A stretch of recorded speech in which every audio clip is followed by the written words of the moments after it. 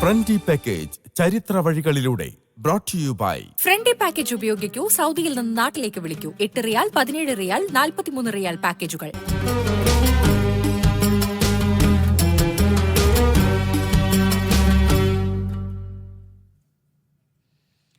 ജിദ്ദയിൽ ചരിത്ര പ്രസിദ്ധമായ 56 പുരാതന കെട്ടിടങ്ങളുടെ പുനരുദ്ധാരണം പൂർത്തിയായി.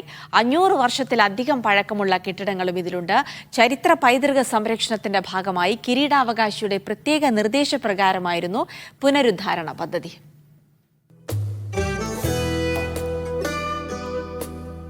കിരീടാവകാശിയും പ്രധാനമന്ത്രിയുമായ മുഹമ്മദ് ബിൻ സൽമാൻ രാജകുമാരന്റെ പ്രത്യേക നിർദ്ദേശപ്രകാരമാണ് ജിദ്ദയിലെ ചരിത്രപ്രസിദ്ധമായ കെട്ടിടങ്ങൾ സംരക്ഷിക്കുന്നതിനായി പ്രത്യേക പദ്ധതി തയ്യാറാക്കിയത്.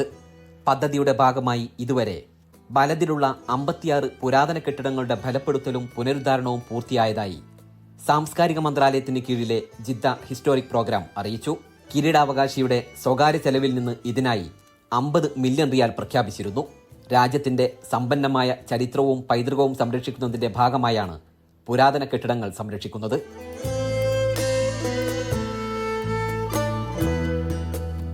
കെട്ടിടങ്ങളുടെ പഴമയും വാസ്തുവിദ്യാഘടനയും നിലനിർത്തിക്കൊണ്ടാണ് നവീകരണം.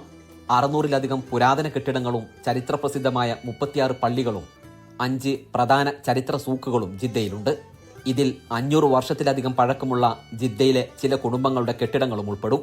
ഇവ സംരക്ഷിച്ചു നിലനിർത്തിക്കൊണ്ട് ജിദ്ദയിലെ പൈതൃക അടയാളങ്ങളെ ഉയർത്തിക്കാട്ടുകയാണ് ജിദ്ദ ഹിസ്റ്റോറിക് പ്രോഗ്രാമിന്റെ ലക്ഷ്യം.